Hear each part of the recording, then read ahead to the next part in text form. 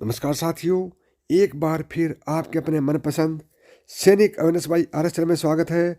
साथियों, जैसा मैंने आपको पहले ही बता दिया था कि PCDA ने सर्कुलर नंबर 666 जारी कर दिया है। इस सर्कुलर में कुछ ऐसी बातें हैं जो आपके लिए जानना जरूरी है। आरोपी 2 को लागू करने के लिए PCDA ने अपना फाइनल आदेश जारी कर दिया है। किसी भी चीज़ को लागू करने के लिए सर्कुलर जारी किया जाता है, जो आज हो गया है।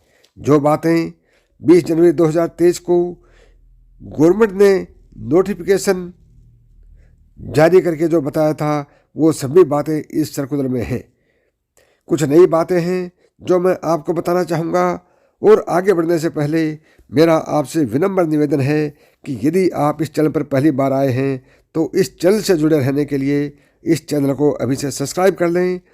और अभी तक आपने सब्सक्राइब नहीं किया है तभी सब्सक्राइब करें, साथ ही बेल बटन को दबाएं व आल को दबाएं ताकि मेरे आने वाले प्रत्येक वीडियो का नोटिफिकेशन आपको सबसे पहले मिले। साथियों, यह PCDA का सर्कुलर है। जैसा आप देख रहे हैं, सर्कुलर नंबर 666, जिसके टॉप में लिखा है कार्यालय रक्षा लेखा प्रधान नियंत्रक। यह सर्कुलर कुल 13 जगहों पर भेजा गया है। और आगे आप देख रहे हैं कि इसके सब्जेक्ट में लिखा है implementation of OROP revision to the defence pensioner वेफ 1 जुलाई 2019। और इसके रेफरेंस में government of India ministry of defence के 20 जनवरी 2023 के लेटर का रेफरेंस दिया है। यानी जिस लेटर में टेबल जारी किए थे उसी लेटर का रेफरेंस दिया गया है। इसमें आप देख रहे हैं आरोपी revision for defence pensioners oblique family pensioners. यहाँ पर आप देख रहे हैं कि किसको एप्लीकेबल है, किसको एप्लीकेबल नहीं है। तो दोस्तों, इसमें खास बात यह है कि यह टेबल यानी कि पेंशन रिवीजन रिजर्विस्ट और 1 जुलाई 2014 के बाद जो प्री मैच्योर गए हैं उनको लागू नहीं है। 1 जुलाई 2014 के बाद जो प्री मैच्योर गए हैं वो चाहे JCOs हो या जवान हो, तो इसके अंदर जो प्री मैच्योर जाने वाले JCO को बेनिफिट हुआ है, वो मैं आपको आगे बताऊंगा कैसे। इसमें जो एप्लीकेबल हैं वो हैं for all pensioners oblique family pensioners जो डिफेंस से रिटायर हुए हैं, चाहे वह कमीशन ऑफिसर हो, JCOs हो या जवान हो, और चाहे वह आर्मी से रिटायर हुआ हो, एयरफोर्स से रिटायर हुआ हो या नेवी से हो, चाहे वह DSC में हो या टेरिटोरियल आर्मी में हो। ये सभी के लिए लागू है एक्सेप्ट प्री मैच्योर और रिजर्विस्ट जाने वालों के। हालांकि यह बड़े दुख की बात है कि प्री मैच्योर वालों को ये बेनिफिट नहीं दिया गया है।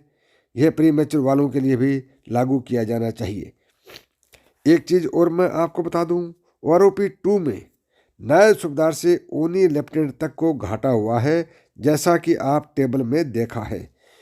उनकी पुरानी पेंशन से नई पेंशन कम है। जो आरोपी 2 में पेंशन फिक्स की गई है वो उनकी पुरानी पेंशन जो ले रहे थे उससे कम फिक्स की गई है। तो अब सवाल ये उठता है कि जो JCOs प्री मैच्योर गए हैं उनकी पेंशन रिवीजन भी कम होगी या नहीं होगी।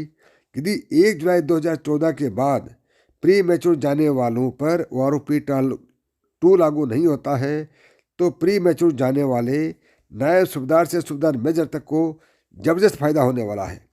जो सिपाही से हवलदार तक प्री मैच्योर गए हैं उनको तो घाटा होगा, क्योंकि बाकी सभी पेंशन में बढ़ोतरी हुई है।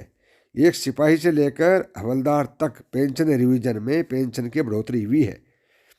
जो प्री मैच्योर गए हैं उनकी पेंशन में बढ़ोतरी नहीं हुई, तो प्री मैच्योर वाले जवानों को इसमें घाटा हुआ है। लेकिन यदि नायब सूबेदार से सूबेदार तक प्री मैच्योर गए हैं तो उनको फ़ायदा है, क्योंकि आरोपी 2 में JCOs की पेंशन कम कर दी गई है। जो पहले वो पेंशन ले रहे थे उनसे आरोपी 2 में पेंशन कम हो गई है। और जबकि प्री मैच्योर जाने वालों पर आरोपी 2 लागू नहीं है, तो प्री मैच्योर जाने वाले JCOs की पेंशन कम नहीं होगी, और जो JCOs प्री मैच्योर नहीं गए हैं उनकी पेंशन कम हो जाएगी। एक बार फिर बताता हूँ, प्री मैच्योर जो जेसीओज गए हैं उनकी पेंशन कम नहीं होगी।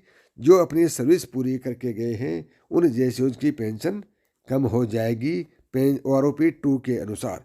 तो दोस्तों ये थी आज की बड़ी व ताज़ा अपडेट। यदि वीडियो आपको पसंद आया है तो ज़्यादा से ज़्यादा दोस्तों में शेयर करें। वह अभी तक आपने सैनिक अवेयरनेस बाय चैनल को सब्सक्राइब नहीं किया है तो भी सब्सक्राइब करें। नमस्कार दोस्तों, थैंक यू, जय हिंद।